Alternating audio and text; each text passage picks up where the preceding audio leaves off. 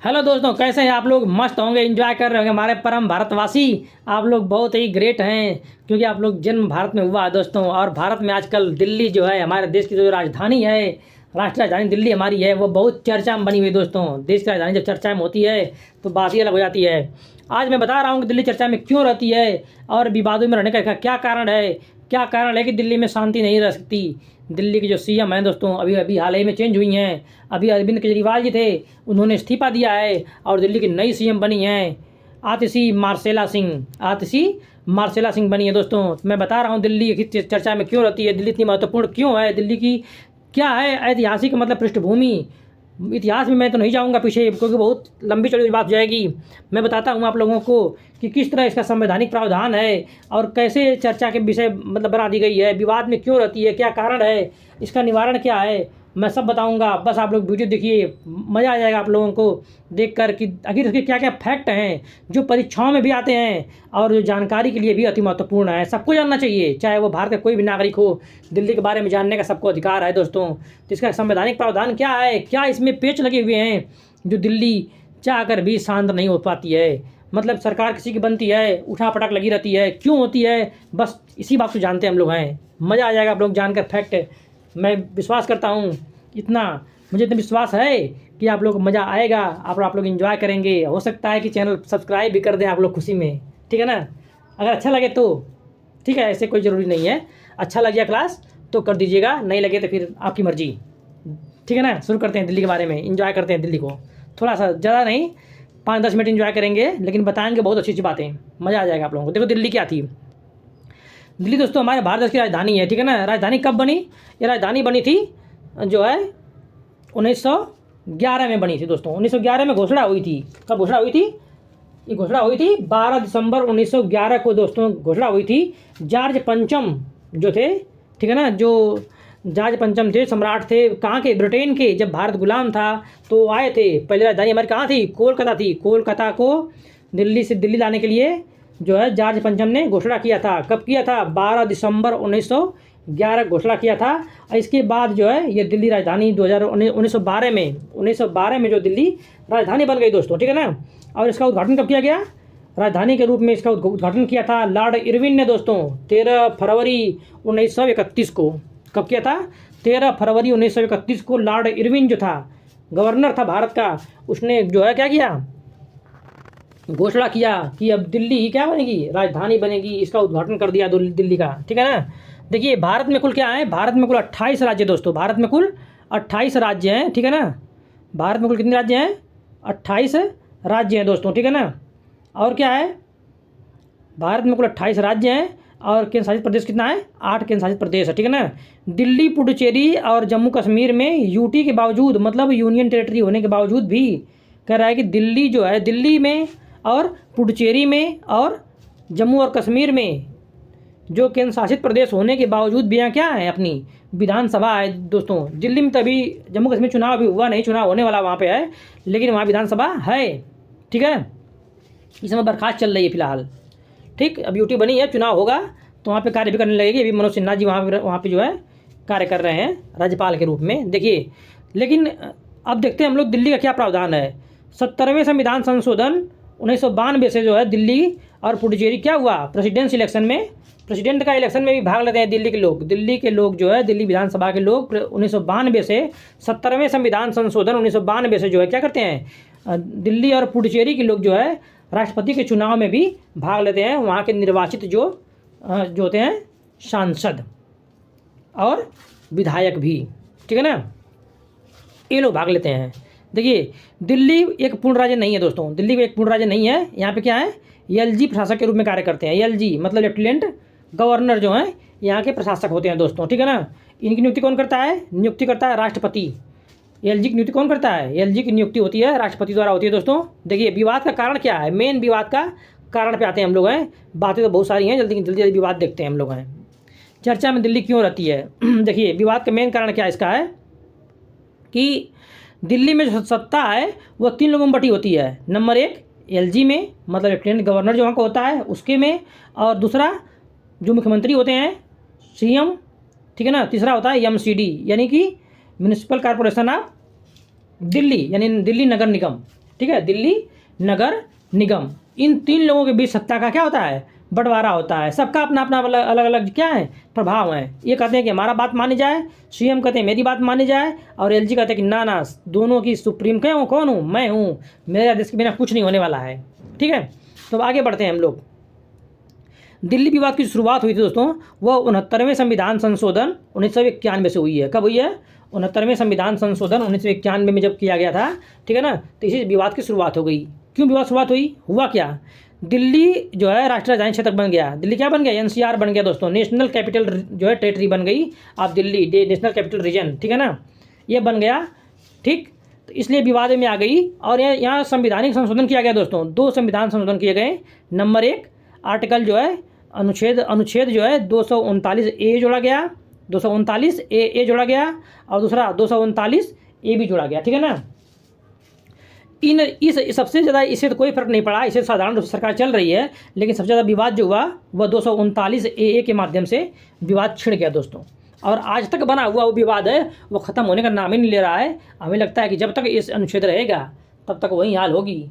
मतलब सरकार, अगर दिल्ली में सरकार जिसकी बन गई, जो केंद्र में सरकार है, केंद्र सरकार, दिल्ली सरकार और एमसीडी, अगर तीनों एक सत्ता में साथ में आ गए, एक ही पार्टी सरकार आ गई, एक ही पार्टी की, तब तो दिल्ली शांत है। अगर केंद्र में कोई सरकार दूसरी है और दिल्ली में सरकार दूसरी है और एमसीडी कोई तीसरी है, तो जान जाइए फिर दिल्ली मतलब अशांत ही है। दिल्ली शांत नहीं हो सकती, क्योंकि वहाँ पे सत्ता का जो बंटवारा है, जो पावर का बंटवारा है दोस्तों, उनमें खींचतान लगातार बनी रहेगी और सरकार अस्थायी रूप से नहीं चल पाएगी। यही हो रहा है आजकल के सरकारों में। मतलब जो अरविंद केजरीवाल हैं, वो कुछ और निर्णय लेते हैं तो एलजी कहते हैं ना, ये गलत है, यह नहीं हो सकता, ऐसा हम नहीं होने देंगे। और कहाँ भेजते हैं उसको, आरक्षित रख लेते हैं दोस्तों, और इसके बाद राष्ट्रपति को भेज देते हैं। अब जो है एलजी जो है, कहने का मतलब जो एलजी यहाँ के हैं, जो लेफ्टिनेंट गवर्नर हैं, वह जो सरकार वहाँ की है, दिल्ली सरकार जो चलती है, केजरीवाल की सरकार चलती है, मंत्रिपरिषद जो निर्णय लेता है ना, उसको मानने के लिए बाध्य नहीं है। एलजी जो है स्वतंत्र रूप से कार्य करते हैं, क्योंकि एलजी का मतलब ये है कि वहाँ पे लेफ्टिनेंट गवर्नर का मतलब ये है कि वो केवल कुछ नहीं है, वह राष्ट्रपति के एक प्रतिनिधि हैं। क्या है, राष्ट्रपति के एक प्रतिनिधि हैं। वह देखते हैं कि यहाँ की सरकार ऐसा कोई निर्णय नहीं तो कर रही है जो केंद्र के खिलाफ हो जाए। ठीक है, तो ये देखते हैं और अपना प्रभाव दिखाते हैं। क्यों दिखाते हैं, बताते हैं आप लोगों को अभी आगे। ठीक है, ये सब चीज़ें यहाँ के हैं जो चर्चा में चल रही हैं। देखिए, तो अनुच्छेद 239 ए याद करिएगा, 239 ए बहुत चर्चा में रहता है। आगे बढ़ते हैं थोड़ा सा, तो देखते हैं हम लोग। राष्ट्रपति की नियुक्ति कौन करता है, प्रशासक। मतलब राष्ट्रपति जो है, राष्ट्रपति मतलब कि राष्ट्रपति से नियुक्ति होती है प्रशासक की, मतलब उपराज्यपाल की नियुक्ति कौन करता है, राष्ट्रपति नियुक्त करते हैं दोस्तों। और विधानसभा व मंत्रिपरिषद जो है, यानी दिल्ली सरकार बनने का प्रावधान, मतलब विधानसभा यहाँ के उपराज्यपाल जो जिसकी राष्ट्रपति नियुक्ति करते हैं, ठीक है ना, इसका प्रावधान किया गया है। और उपराज्यपाल जो है, इसके बाद विधानसभा और दिल्ली मंत्रिपरिषद, जो सरकार मतलब पूरा सरकार चलती है, सारा का सारा प्रावधान कर दिया गया है अनुच्छेद 239 ए में, 239 ए में, 239 ए कैपिटल ए, 2 डबल ए, ठीक है ना, इसी में प्रावधान किया गया है। इस अनुच्छेद को याद करिएगा, बहुत महत्वपूर्ण अनुच्छेद है। ठीक है, इसमें जो है इनका वर्णन किया गया दोस्तों। और सीएम फैसला से मतभेद पर अगर क्या होता है, अगर सीएम कोई फैसला लेते हैं, दिल्ली के मुख्यमंत्री कोई फैसला लेते हैं, अगर थोड़ा भी किसी बात में मतभेद हो गया तो क्या करते हैं राष्ट्रपति, वहाँ के जो उपराज्यपाल हैं या फिर लेफ्टिनेंट गवर्नर क्या करते हैं, उसको अपने पास रख लेते हैं और उसको राष्ट्रपति को भेज देते हैं कि लीजिए, दिल्ली के सीएम ने फैसला किया है, क्या ये मान्य होगा या नहीं होगा दोस्तों।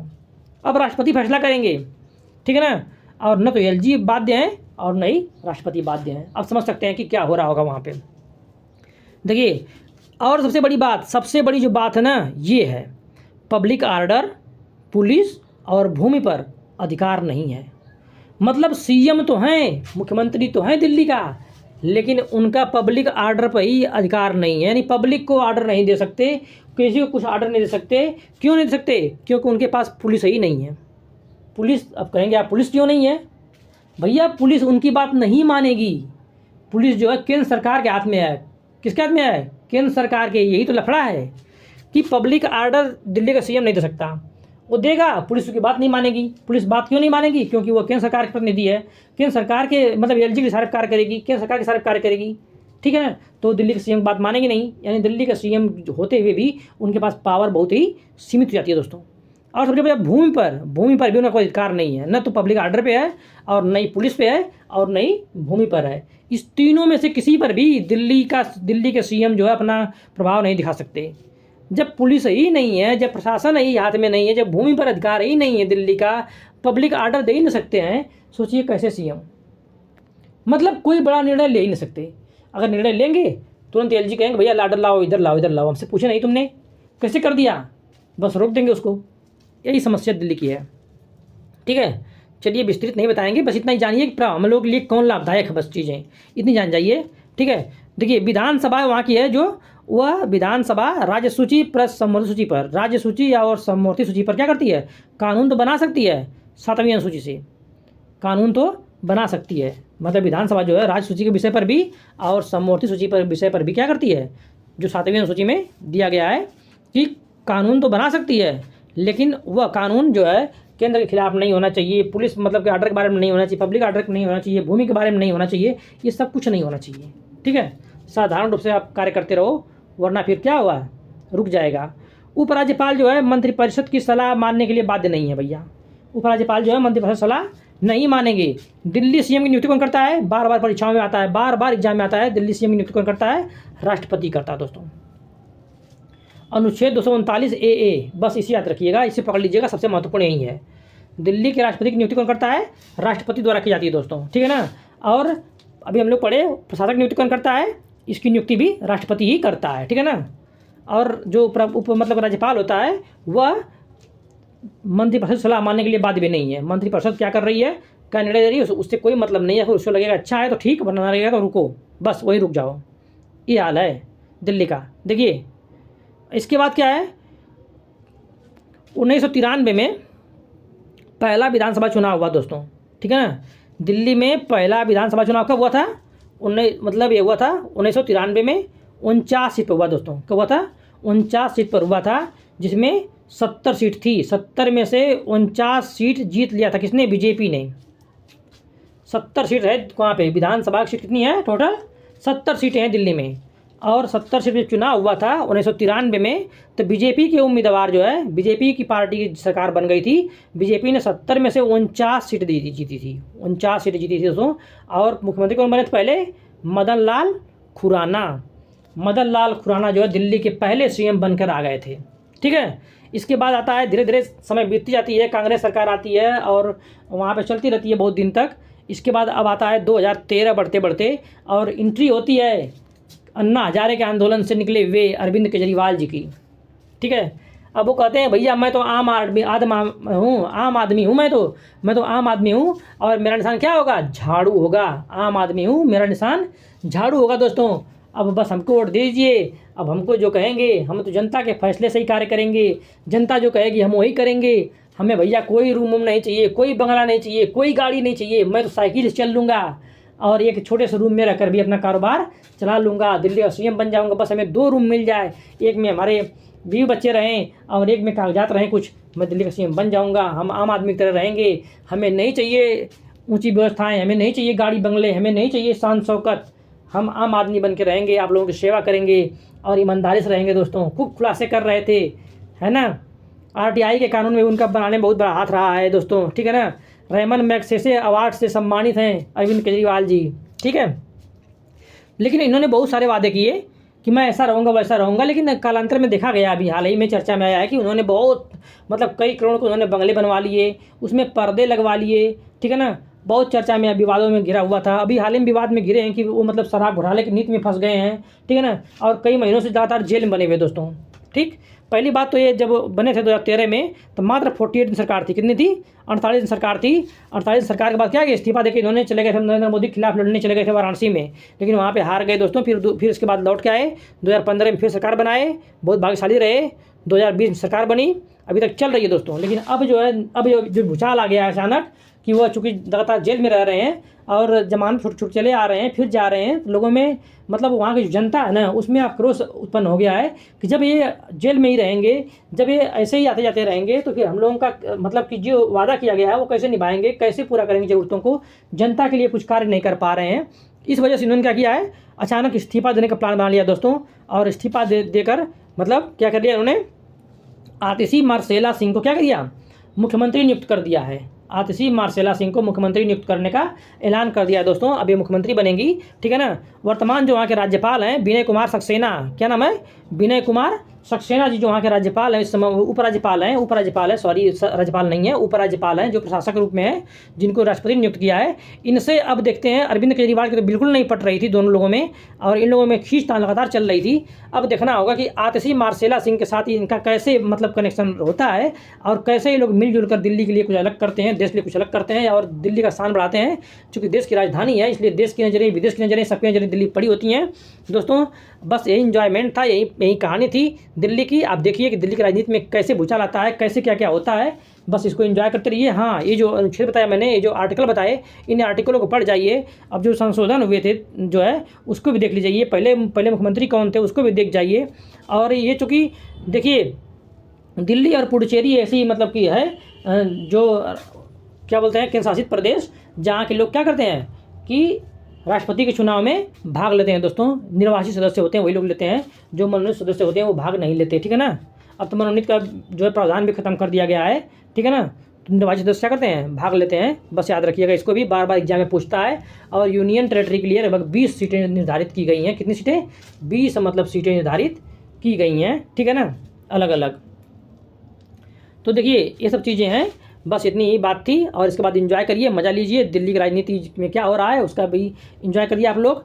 और इसकी जानकारी आप लोगों को होनी चाहिए थी, जो बताया मैंने, बस मस्त करिए, एंजॉय करिए। जय हिंद।